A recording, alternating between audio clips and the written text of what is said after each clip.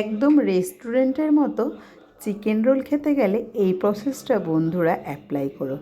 খুব সুন্দর, একদম রেস্টুরেন্টের মতো কিন্তু চিকেন রোল হবে এইভাবে করলে।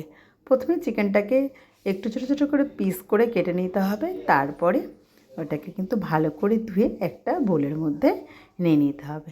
তারপরে বেসিক যে মশলাগুলো, নুন, হলুদ, জিরের গুঁড়ো, গরম মশলার গুঁড়ো আর আদা, রসুন আর কাঁচা লঙ্কার পেস্ট দিয়ে ভালো করে মাখিয়ে রাখতে হবে। সাথে সর্ষের তেল দিয়ে দিতে হবে 2-3 চামচ, আর একটু লেবুর রস দিলে কিন্তু অনেকটাই সফট হবে। লেবুর রসের বদলে এখানে কিন্তু টক দইও দেওয়া যায়।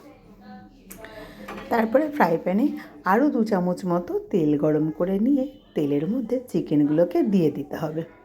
চিকেনগুলো দিয়ে হালকা করে চাপা দিয়ে রাখতে হবে। হালকা একটু নাড়াচাড়া করার পরে প্রায় 5-7 মিনিট চাপা দিয়ে রেখে যখন চিকেনটা দিয়ে জল ছাড়বে তখন চিকেনটার মধ্যে আমি দিয়ে দেবো পেঁয়াজ আর ক্যাপসিকাম। চিকেনটা হতে হতে আমি কিন্তু এখানে একটা বোলের মধ্যে ময়দাটাকে সেট করে নিচ্ছি। এখানে ময়দাটাকে চেলে নিয়ে নুন পরিমাণ মতো, একটু চিনি দিলে ময়ানটার জন্য একটু চিনি আর নুন ব্যবহার করলে খুব ভালো হয়। সাথে সর্ষের তেল দিয়ে ভালো করে কিন্তু ময়ানটাকে মেখে নিতে হবে। বেশ 5 মিনিট ধরে ময়ানটাকে হাতের সাহায্যে মাখলে খুব ভালো সফট হবে পরোটাগুলো। ভালো করে মেখে মাখতে মাখতে যেরকমের মুঠোর মধ্যে সেট হয়ে যাবে ময়দাগুলো, তখনই কিন্তু বুঝবে যে ময়দাটা খুব ভালো মাখা হয়েছে। তারপরে এটাকে আমি জলের সাহায্যে অল্প অল্প জল, আমি এখানে রুম টেম্পারেচারই জল ব্যবহার করেছি, আমি কিন্তু কোনো গরম জল বা কিছু ব্যবহার করিনি, করে এইভাবে এক ডোটা করে বেশ 10 মিনিট মতো রেখে দেবো রেস্টে।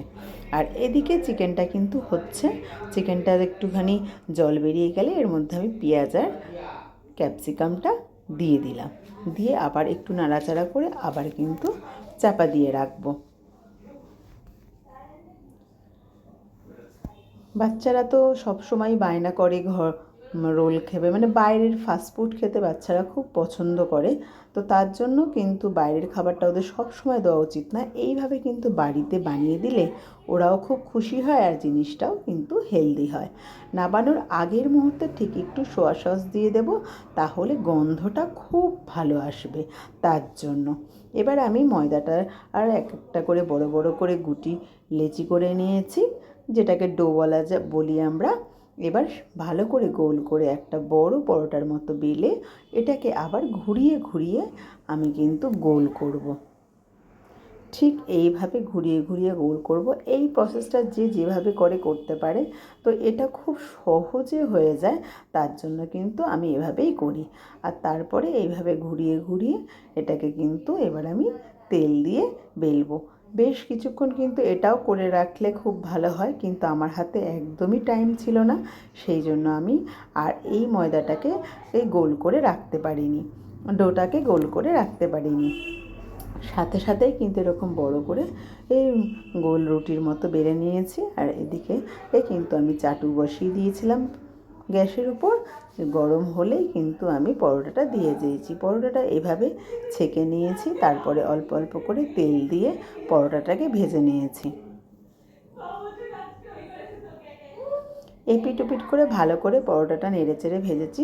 আর এদিকে একটা বাটিতে ডিম ফাটিয়ে রেখেছিলাম একটু নুন দিয়ে, আর তার সাথে একটু গোলমরিচের গুঁড়ো দিয়ে কিন্তু ডিমটাকে ফেটিয়ে রেখেছি।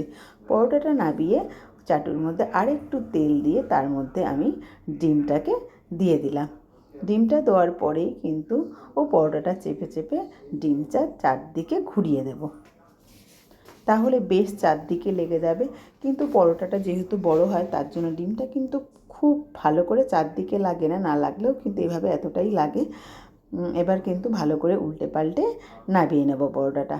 এবার এর মধ্যে কিন্তু দিয়ে দেব চিকেনগুলো, আর তারপরে যেভাবে শসা, কাঁচা পেঁয়াজ আর সেই ফেমাস জিনিসটা কী বলো তো, পাতিলেবু, একটু পাতিলেবুর রস দিলে খেতে কিন্তু খুব দারুণ হয়। আর এইভাবে কিন্তু চিকেন রোল বাড়িতে তোমরা করে খেতেই পারো। আর এই চিকেন রোলটা আমি কিন্তু মানে চিকেন রোল বলো, এগ রোল বলো, যেটাই বলো, আমি কিন্তু খুব ভালো করে রোলটা করতে পারি না। এই রোলের শেষ ফিনিশিংটা তোমাদের দাদাভাই কিন্তু দেয়।